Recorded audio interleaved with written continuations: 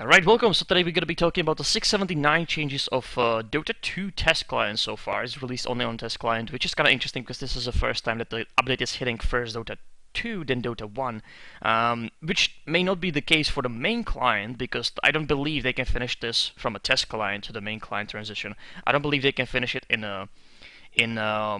1 day because it was released in the first day and right now it's Friday, so I can't really imagine they can finish it in 1 day. So I believe it's gonna be released the next week, maybe sooner, Monday, Wednesday. We'll see what's gonna be happening with that, but still Dota 1 may get this faster, the map itself, than we, because they may release on a weekend. I would kind of have to say that is more plausible option, that Dota 1 will have it on a weekend, then we will have it on our next week, which actually happened every single time like that. So new update is here. What I think about that is there's a lot of obvious stuff, kind of like there's a projectile flying on you. You cannot dodge that. Right now, obviously, you can dodge that. There's some spell that couldn't be dispelled, but right now it's dispellable. Like, for example, Battle Hunger from Axe. So a lot of stuff is kind of obvious. Like, yeah, they could make this if they wanted to make this, and they did actually on like almost every single thing. So every single thing is kind of dodgeable. Every single thing is kind of dispellable. So that is very interesting, and it makes sense. It makes sense. That's why I'm saying it's obvious.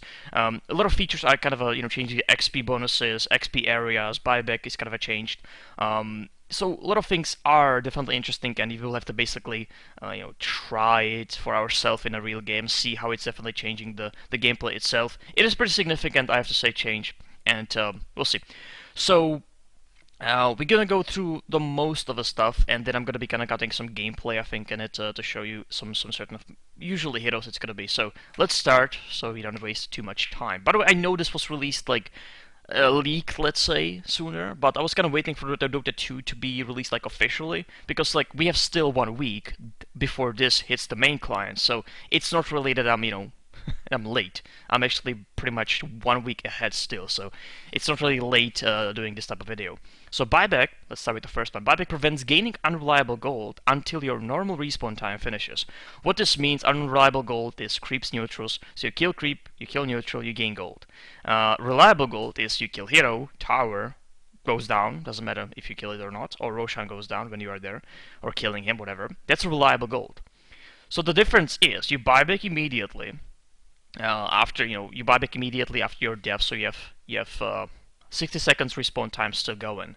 Your gold on the right bottom side will change from gold color to, or yellow color, to the like orangey color, and there's gonna be timer. The respawn time, what it's left. So it's gonna be 60 seconds. For those 60 seconds, you cannot gain money for killing creeps and neutrals, which is pretty significant in some cases because you die and you're like, okay, let's go back to the lane.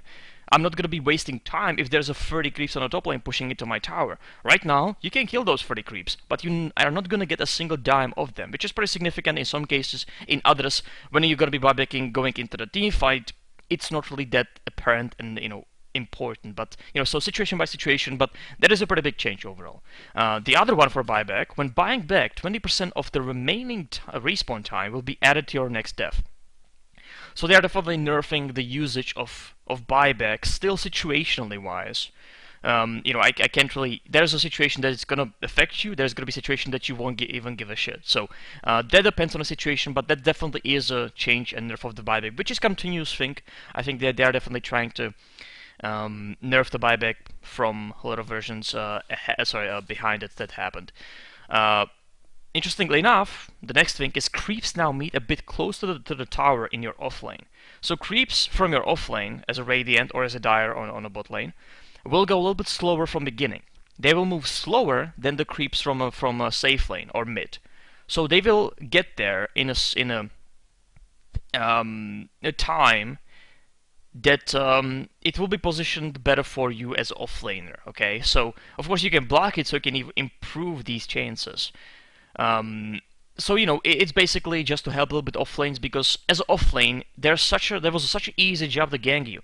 Every single position on off lane is ganking from behind, from the tree line, right? So even from top lane, from bot lane. So right now, obviously, it's gonna help you if you're gonna block correctly. You're gonna have pretty much safe position for maybe 1 minute, 2 minutes. So that's pretty good, and I think it is significant for the off laner. Range heroes now get the same denied experience as the melee heroes. XP AoE increase from 1.2k to 1.3k. This is kind of important because Obviously, the range is not such a huge thing, but we're gonna go to the change that is like this one. Non-ancient neutrals now split XP with all heroes in the AoE instead of just the team that killed them. So, okay, situation: you are a support, you are pulling. There's a bounty hunter that random gold. I'm just gonna give him even the random gold aspect. So he has boots, regen, and he had wards. Okay, so you had to deward as a support, you had to buy regen, and you had to buy courier and upgrade to courier later on. So the fact is, you are kind of struggling already. Money-wise, you're not doing too well, even trying to pull. When he is sitting in Invis, around that creep camp, AoE increased from 1.2 to 1.3k, around that area, he's gaining the XPs that you are killing the neutrals. At this point, the offlaner doesn't have to steal it from you with the hit, with the last hit. He can just stay there and get the XPs, which for me, I do play sometimes against situational, but I do play sometimes against people that offlane and they random gold. And I am support that, I picked support because I was lost, whatever it is, or I just play support at the time, so I have to buy sentries, I have to buy courier, I have to upgrade for the courier, and I have to buy some regen for myself. It's a lot of stuff for me to do, and this guy had to be contesting me with the last hit at least. Right now, he can just sit there and gain the XPs, pretty much in a safety. So that is kind of significant change too for off-lane type of hero, that he can just do that. We'll see how it goes. I definitely will be annoyed, I think, at some point. So we just have to basically play it and then see. Of course, as an off-laner, I'm gonna be happy to. Now the big thing is swap the medium pullable neutral camp with the small camp. So these are reversed at this point. So you're gonna be pulling the small camp, you're gonna be stacking the small camp, which means it's gonna be dying faster. There's gonna be the poison fellas, there's gonna be harpies, there's gonna be the speedy guy. So these type of creeps you're gonna be pulling. On the other hand, the neutral camp will be mud golems, it can be the alpha wolves, it can be, the ogres. So these type of creeps will be on a position of the, the prior small camp. Right now it's a medium camp.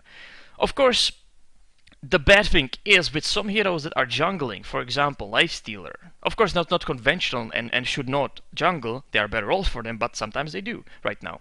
So Darkseer, Lifestealer, Skeleton King, whatever you can actually think of right now, Arza too maybe. They usually do start at a small camp because it's an easy XP. If you kill it twice, as a Darkseer for example, and you keep stacking your main camp, the hard camp, you're gonna get the level 3, and then you can kill the hard camps being stacked with the orange shell. So that's the type of gameplay that could happen. Right now, you can have a spawn of the mud golems or the alpha wolves, which on level 1 you're not gonna be able to kill. And that is definitely increasing the difficulty of jungling with some heroes. Like for example, I don't want to jungle with any single of those heroes that I just told you right now. I don't want to jungle with them. And the fact is, this is what's troubling me. The small camp is a pull camp right now, but that doesn't mean nobody can kill it. Okay, there can be an asshole, lifestealer, whatever it's gonna be, passive jungle type of a guy. Well, the small camp is there, so I will kill it. I don't care about pull. I don't care about lane positioning. I will kill that camp over and over and over again.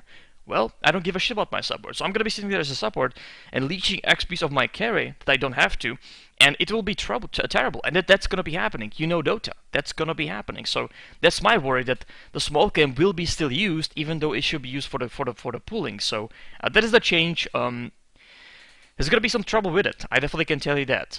So next thing is neutral creeps camp will no longer spawn the same set of neutral creeps twice in a row, which means you're not gonna get 2 mud golems in a row, which is definitely a positive thing. It kind of makes sense. It's a okay thing. Yeah, I don't think anybody can argue anything with this. Small reduction to the pull time duration of the mid radiant and mid top dire camp. Fine. The next things are the XP bonuses, which we are really not gonna get into. There are a few things like HP, armor, or cast points for Sadier's Purge. So we're not going to be really getting into those. Those are information that are just written there, and that are not really changing the way you actually play the hero that much. Interestingly enough, Dragon Ancient Neutral Camp now have a flying movement capability, which is in that case in Dota 1. That's how it works. So if you are jungling as a Mirana, as any hero you can kind of think of, Medusa, Windrunner, you ate your way through with a Quilling Blade, Radiant Cap for example, and you're just spraying them, stacking them, and killing them. Well, right now, if there's a spawn of a, or not right now, because there's one thing. Revert the flying dragons change for now. So I'm gonna be working with this as it is a change, because that's how it should work. So they have just some problems with it, but the problem shouldn't be the in a sense of it's never gonna happen. It's gonna happen probably sooner than later. So this is obviously completely screwing you over, because you don't have boots in the beginning. You have cooling blade, and the dragon can fly from through the cliffs or over the cliffs, so he's gonna be able to kill you. He's gonna be able to do insane damage on level 1 to you. So if it spawns there, which it will, there's a chance, probably a pretty high one, that it will. So that definitely is screwing up, and it makes sense because obviously it's like the Dota 1. So that's the change. Fixed neutral envenomed weapons debuff, dispelling region items, which is these little poison fuckers. The envenomed debuff is very, very long, and it was dispelling region items. Now the thing is, day-night length decreased from 6 to 4 minutes.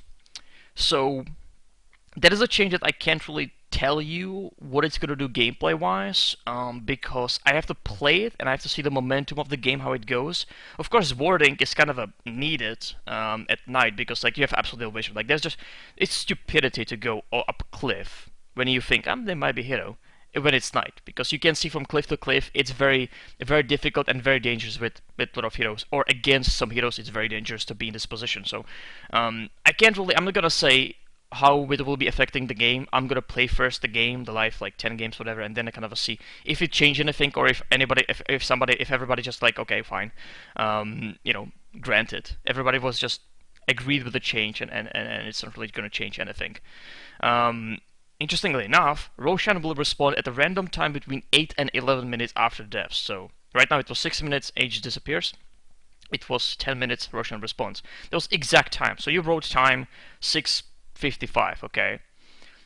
And you knew in a 10 minutes, 16:55, the Roshan will spawn immediately in that time. So people were cramping at the Rosh pit, one side there on the Radiant cliff, the other side, the Dire side, on the Dire cliff, just waiting for the first team to kind of went there. Right now, it's not the case. You will have to scout it from 8 to 11 minutes, so it makes it kind of harder, and it makes it unreliable thing that you have to kind of take care of right now, which I actually agree with, and I think it's gonna bring additional thing to do, not just to do, to kind of scout the Rosh pit, which I think it's okay. Another thing with the Roshan, or the Aegis itself, when Aegis expires unused, it heals the hero fully over 5 seconds.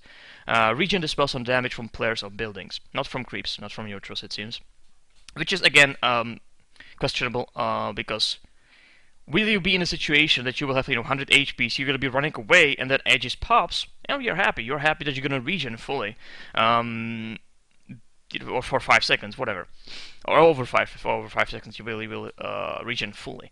But it's just like very hard to imagine that it will help. It will probably pop in a team fight, which it should, I guess. As an Aegis, it should pop in a team fight, or it will pop and you will be kind of just on your side, because like you don't want a team fight even with the Aegis. So that is kind of a questionable, if it's gonna have any meaning. I think, for example, like 10 games, it's not going to do anything for you. So we'll see how that will be going on later on when we're going to be actually playing the game.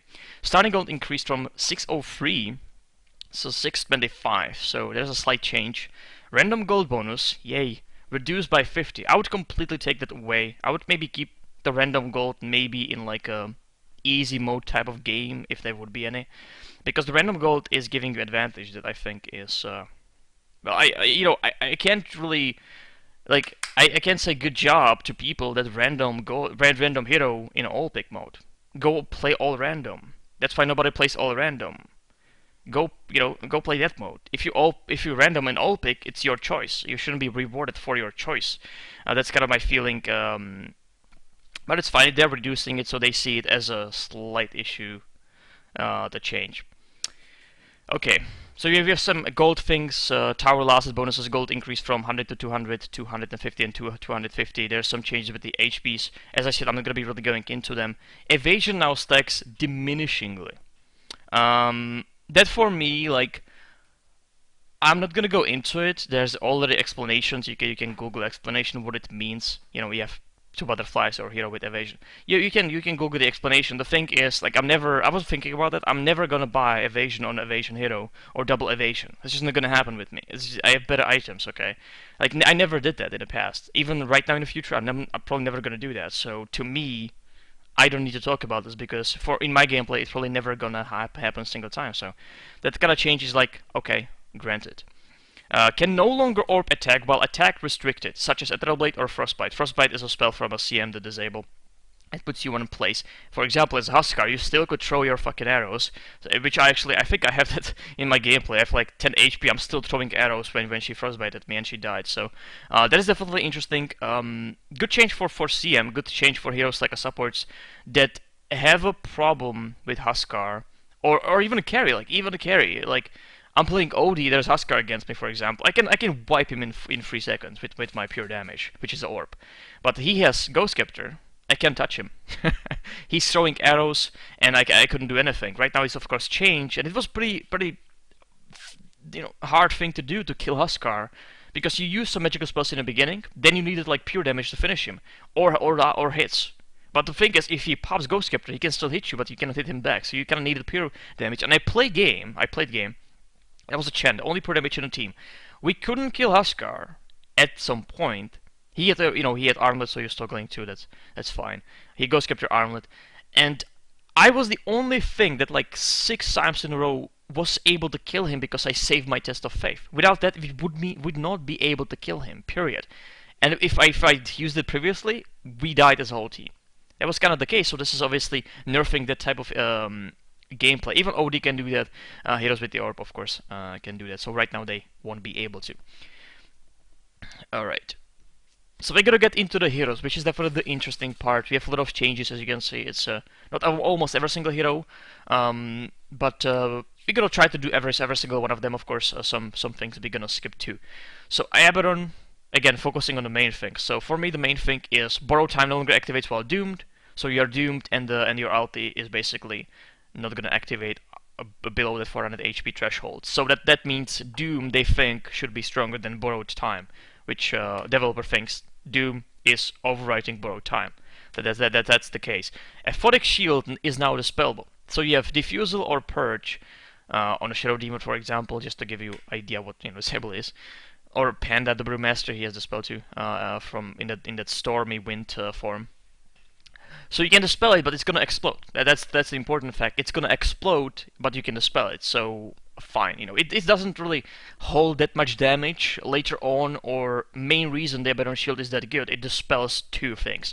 So it dispels right now, for example, even damage over time like Battle Hunger. It dispels stun, it dispels silence. You can immediately take care of that, so that's why the shield is that good. It's not necessarily later on, even like a mid game, about the damage itself. It's nice rotation of your cooldowns, shield, heal, shield, heal. You can definitely help the guy, but main thing is of course removing the active effects. Now we have Alchemist. Chemical Rage no longer provides the bonus HPs at all. So these numbers are not going to be happening. You're going to pop level 16 Chemical Rage or level 3 Chemical Rage, and it's not going to give you 750 HPs. So the thing is, of course, that was good. That was good that you popped it, and any like a burst damage would be harder to do because you would have more HPs, right? So right now burst damage probably will be more functional or more effective against Alchemist itself. The thing is, Chemical Rage HP regen increased from 15, 30, 60 to 50, 75, and 100. Of course, these numbers are pretty insane. That's well regen. For example, this one you will have like well regen, which is insane.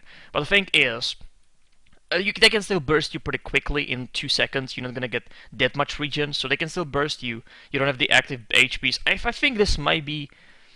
It probably is the same in some senses, but might work out in a kind of ganging Alchemist easier. But then again, if he jukes for like 3 seconds, he will have 150 HPs plus. So you have to be very careful about that. Plus, of course, the regen still continues. It's not going to be disabled by anything. So this is pretty significant. And if Alchemist plays well, he can definitely get away with a lot of situations, I believe, right now.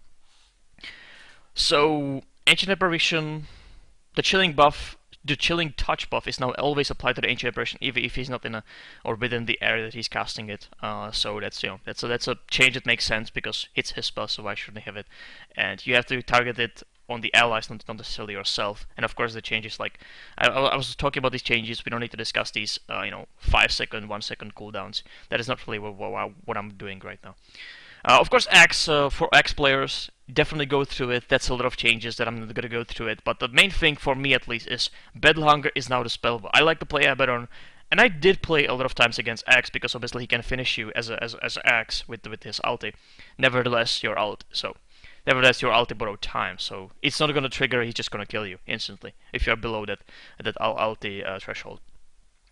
So Battle Hunger is now dispellable. That is a huge thing because the shield, of course, is spammable, and the Battle Hunger is spammable too. So you can definitely counter that, and it's very annoying against some heroes. People are dying just based on Battle Hunger finishing them off. So right now, for example, I like to play Abaddon. I like that hero as a support, for example, so I can dispel it, which is very nice. Or diffuse it, whatever you can think of. Bat Rider, we have some nerfs. Base damage reduced from 48 to 52 to 38 and 42. Kind of similar thing that happened to Nega Siren. Pretty huge damage nerf by 10 on both sides. So this is in the range of shitter damage. So you don't have a attack range, you have a shitter damage. But then again, Bat Rider works off of stick it up arms, which increases your right click too.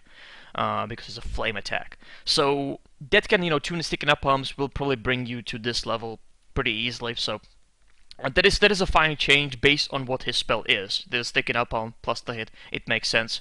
It's spammable, so you can definitely get away with loss hitting. I think it's a change, it's a nerf, but it's a fine nerf that I see it as a kind of logical thing to do if they wanted to nerf him, which they did.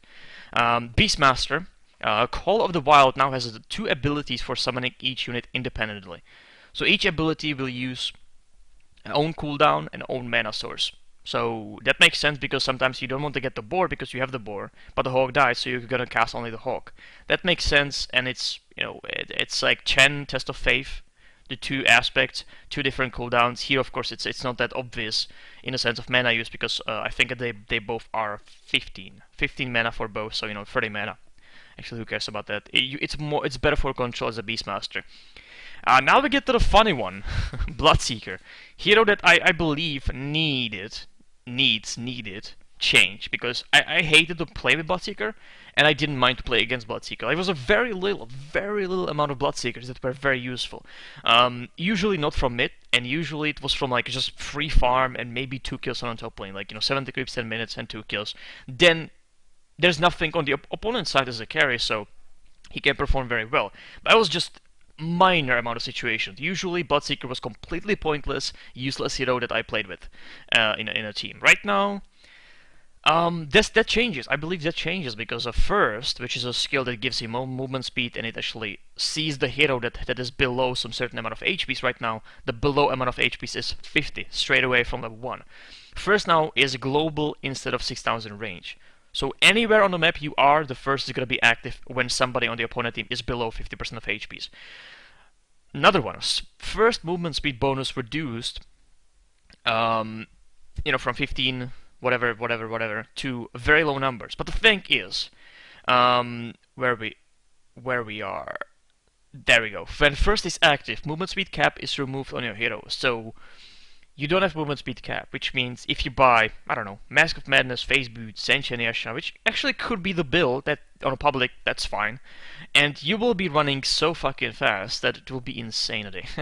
You'll be flying through the map, and that I think is gonna help him. Plus, the First being global, so in some cases, not being in a team fight or being somewhere else in a team fight while your team is in a team fight, and somebody's there is below the HP, so you're just gonna be flying. You can fly to them in like a matter of 5 seconds. So that is pretty significant, and I think it's gonna help the Bloodseeker out. And I think this is a pretty good change for Bloodseeker, and I will play him. Right now, I have a reason to play him because the global First I think is such a big deal.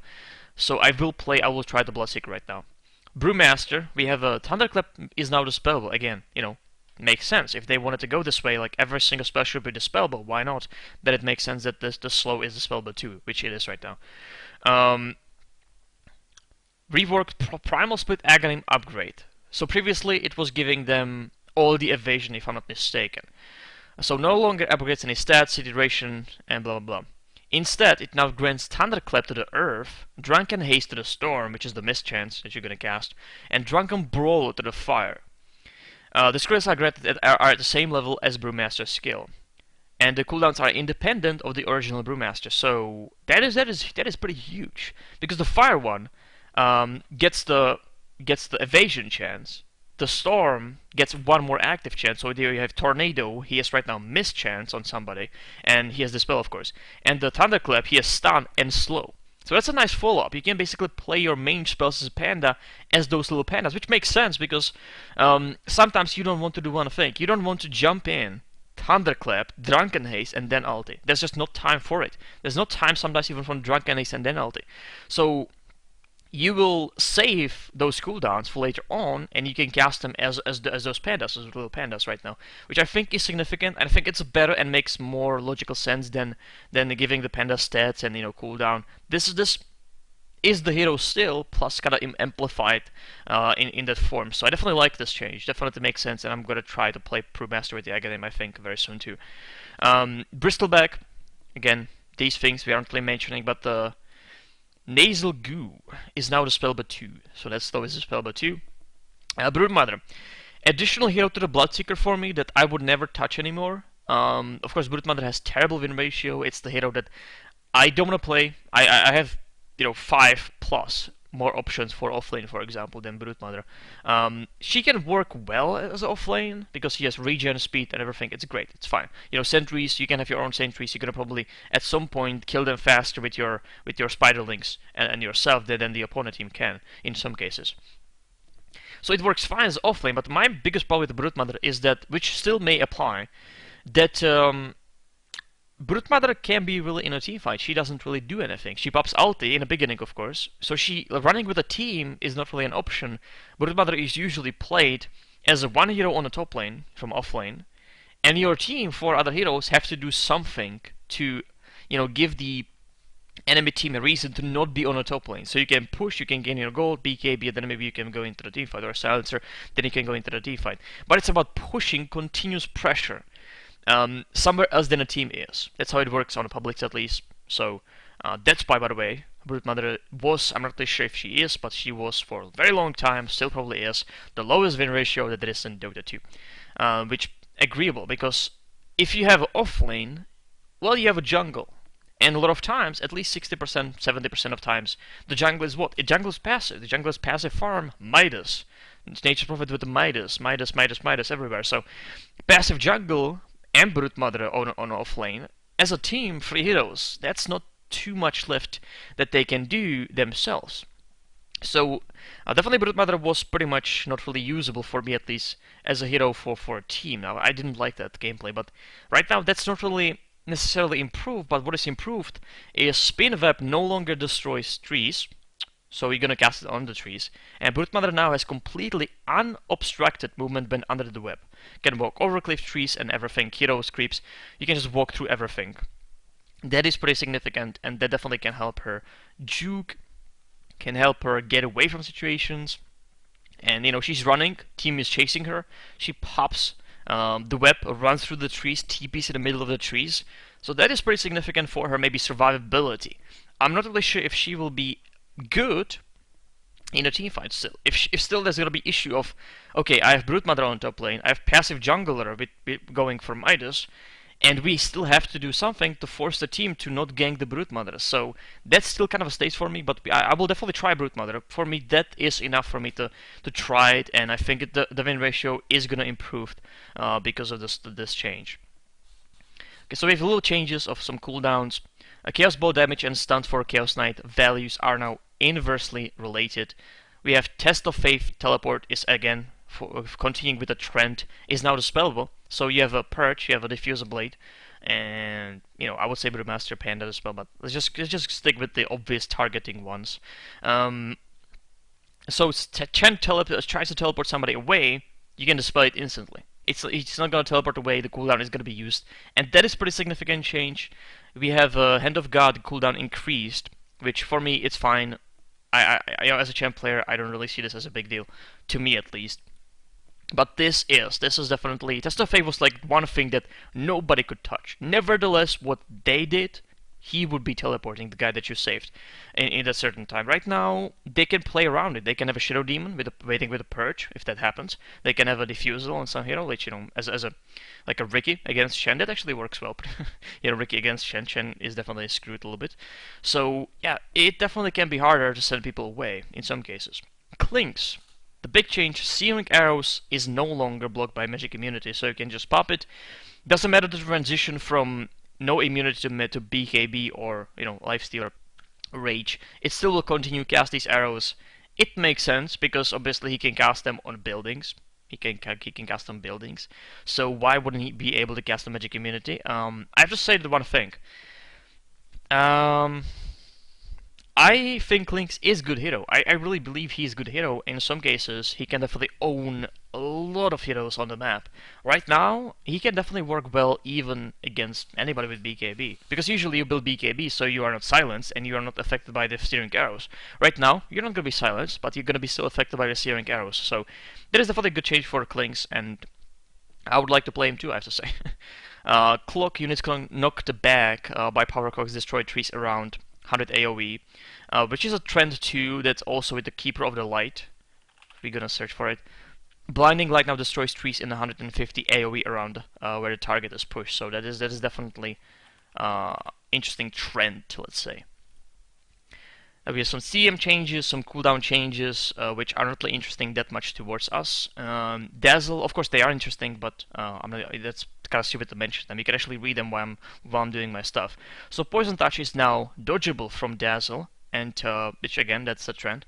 Poison Touch slows time are being reworked. You can watch this. You can see it for yourself. What do we have here? This is a pretty significant one. Disruptor.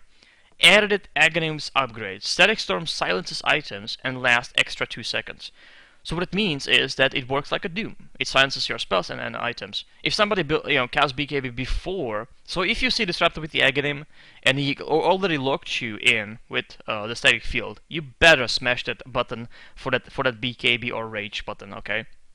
Because if you don't, you are gonna be in that ulti. Nevertheless, what you cannot hit anything, you're gonna be muted, silenced it. Both items and spells. So that's a pretty significant change. Of course, Disruptor from mid can get the Aghanim. Disruptor from support, from a support point, even roaming, that's gonna be harder. That definitely is a late game item for that type of Disruptor. So Disruptor from mid will probably get this sooner, and it would be very effective. Okay. Doom now removes positive buffs on a target before applying the debuff. Doom Aghanim AoE requirement increased from 550 to 900. I have to say that I don't build Aghanim on Doom. I think it's kind of a gimmick. It works, sure, but I have better items as a Doom, as Altkidas. I like to play the Doom with a lot of hits, so I like the Shadowblade as Altkidas and that type of Doom. So for me, this is not really significant because I don't really use Aghanim that much. Draw Ranger, which was a hero that after the change of brutal damage added it to her, she was definitely plowing through the publics. And she was the cancer of the public at that time. Of course, it changes drastically. Right now, it was Huskar, it was whatever. So, Draw Ranger, Precision Aura no longer affects creeps. On the other hand, Precision Aura now can be manually casted to affect creeps globally for 30 seconds. It has only cooldown, no mana use. You're gonna click it, it's gonna be affecting the creeps. The range creeps, of course, the range heroes. It affects only, so that is the change. It's fine. The range for me is not really such a big deal as it was, because as it was pretty significant. Like, she had the best win ratio at that time in that version, so it definitely was significant. Right now, I'm fine playing against her. I have no problem with that. So Fissure range for Earthshaker changed or increased by 100. Enchant Totem damage increased from blah blah blah. That is definitely changed. I like Earthshaker. I would like to see him played more, and definitely changes like this will help it a little bit. Of course, the Fissure range 100. It's fine. In some cases, it can be significant because it can be a little bit further away. So that's okay. Right. Enigma gets Aghanim's upgrade, which. Again, Enigma, BKB, Dagger, Mech maybe, there's a lot of items that you need. Somebody has a swap, somebody has a, some disable against you still. Or Rubik. Rubik can steal your spell. So that is the biggest like problem with the playing Enigma. If there's a Rubik on the opponent's side, like it's such an easy job to steal the ulti as a Rubik. It is really easy job if you are not out of it. If you are not in it. So for me, building Aghanim would be kind of stretching it as an Enigma, but let's go what it does. So adds Midnight Pulse damage to your black hole. It doesn't have the effect, it's just the black hole itself and the midnight damage is there. Midnight Pulse damage. And this damage stacks with the Midnight Pulse. But then again, who casts Midnight Pulse when you're black holing? If you have a position to black hole, you jump in a black hole. You are not gonna go for one more animation and then black hole. You're gonna go for black hole immediately because the heroes have time to blink away, to just get away, or maybe disable you if they have things that go through magic immunity, or if you don't have the BKB itself. That's what I'm saying. You need a lot of items. So this to me is kind of like, it would be amazing to have Midnight Pulse in a black hole with Midnight Pulse already. That would be killing heroes, but it's definitely difficult to do, and it's definitely difficult to build Aghanim and justify the Aghanim itself. So for me, we'll see if I'm gonna ever do that, but it's gonna take some time for me to get to that Aghanim portion of the game. Alright. So Berserker's Blood is now disabled by Doom, which means that's a pretty significant change. I like the change with the Doom. They are definitely making him kind of the anti-asshole hero, okay? Lifesteal, right? Lifesteal. He could be stealing Doom and lifestealing, nicely. Doom couldn't really kill him right now. Lifesteal is not there. Berserker's Blood is now disabled by Doom, so he cannot get the magic resistance from the Berserker's Blood. So what it means, people can just wipe Huskar if he has Doom on himself. Doom from a full HP's, few spells, he's dead. So that is also pretty significant. And Doom is definitely becoming a hero that is very good to play. Is very good to play and very effective to play. Invoker, some change to the Vex type of Invoker. EMP, maybe making comeback. I'm not really sure, but EMP restores Invoker for 50% of the mana it drains from the heroes, excluding illusions, which means illusions are not going to be affected by, or not going to give you the bonuses. What it means is, let's say Vex level 3. I would say use EMP from like level 3. It's taking too long. Maybe 4. Level 4 EMP would be usable for the time that it takes to explode. Because if you cast it on level 1 or 2, all the heroes are going to run away, 100%. So the EMP explodes on 2 heroes on level 3. That is, I think, equal to 200 plus mana. Which helps, because what is your problem as an invoker when you're casting spells? It's the mana pool. It's also that you cannot cast more spells in the beginning, but it's also the mana pool itself. So if you're gonna be casting EMP, you're gonna get the mana back, and then of course you get full up with the cold snap. You will have additional plus mana that you can switch one more spell and cast one more spell. So that definitely is pretty good, and maybe Tornado EMP is making comeback a little bit. I'm gonna try it differently because I like to play invoker. I like to do the Sunstrike. I think I'm pretty successful with it. But EMP right now, Tornado, and then getting the mana to cast one more spell, I think it could be effective. So we're gonna do that. Invoke max spells rescaled from 1 to 2 to 2. That is also a pretty significant. So you're not gonna get that one on level 1 of Invoke. You're not gonna get only one spell. You will have 2 spells. So that's a pretty big change for Invoker. And you know what? Like, Invoker is very usable and very used on publics. So for public type of players, this is like, fuck yeah, there's no problem with it. There's only positive things happening. Definitely Invoker could make it back to the competitive, because what was making the competitive Invoker in the beginning was International 2012. It was the most boring Invoker I've seen in a long time, but it was one of the most effective Invokers that I've seen in a long time, because it was a Tornado EMP. That was it. That was those were the spells. And it was that strong because the EMP was affecting the units still in the Tornado. So timing was an issue. You just cast those two spells together, then switch something else. It was extremely effective, extremely effective. So Yo, or Wisp, Tether now does minus 100% MS and AS, movement speed, attack speed, slow instead of a stun. That's a nerf, obviously, because the stun is better, because clearly TPing, hero TPing, you tether something, you can stun it. It's pretty easy with the amount of movement speed that you have. It's pretty easy to do that. The mobility of the Wisp is definitely supporting of that, so that is a nerf. They basically just gave you like the second best thing, other than a stun, 100%, like a Stampede for example. Other than stunning, running through the Haggai, they gave you movement speed and attack speed slow. Sorry, just movement speed slow, I think. So right now, what they give you with the tether, they give you the second best thing, let's say, so the 100% movement speed slow and attack speed slow. Definitely nerf. Jacket right now, Liquid Fire is now castable attack orb. Same cooldowns, no mana cost.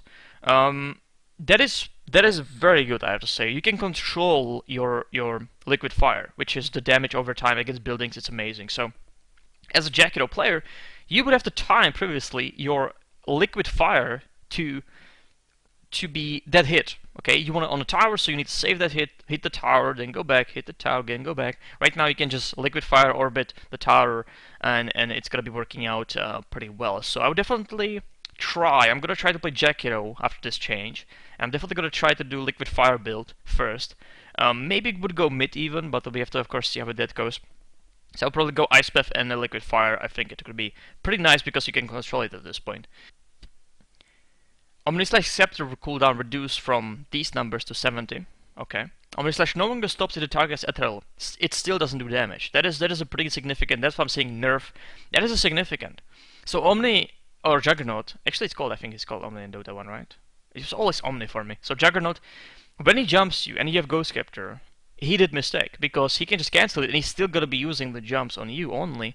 If he jumps, of course, on you still, and he's not gonna do any damage. So you know, he's gonna be more in the jump period, so that definitely is a nerf, and that's all I can say about that. Okay, fixed not being able to use items during Omnislash. I think that was an issue or thing that was discussed for a pretty long time. So we have other changes. Lich change. It's like 3 heroes I had that I didn't like to play with or have in a team: Brute Mother, Bloodseeker, and Lich. All 3 of them released very significant changes. And that's interesting, so I'm kind of right with my predictions of heroes that I don't like on my team, because they are receiving interesting changes, or interesting features. Frost Armor has half effect against ranged heroes, and Frost Armor now stacks with the slow from Frost Nova. So that's a pretty significant slow. When he hits you, he's hitting you, you Frost Nova him, and he's still hitting you. He's not going to be hitting you anymore. It's definitely going to be slowed for too much to be catching to you, of course. Now, what we have as a big change is Sacrifice no longer denies enemy XPs. But the thing is, you know, the first, let's say, deny, still, he's not going to get the XP because it's away from him. So if you're going to do it away from the range that he's gaining the XPs, it's still denying the XPs to say. So this change is completely fine with me. What is great is that Sacrifice now converts your own creeps for XPs. Shared in AoE as normal creep XP bounty. So that is I like that. I like that. Just from the beginning you are gaining XPs yourself more than denying for the enemy team. And I like this probably more than just passive denying. You're gonna be gaining something. And I think that was my problem with the Lich. I felt like I'm not doing anything. I felt like I'm just sitting on lane, denying creeps, Frost Nova. Denying 2 creeps, Frost Nova. Right now, I feel like I could do more with more XPs. It will be more like I'm gaining something. So we have to of course see how that goes. But that to me is significant. Alright. Attack range for the Lina. That definitely is needed because I hate Lina attack speed. I hate Lina animations. So give her 800 attack range. I don't care. Definitely that is pretty good.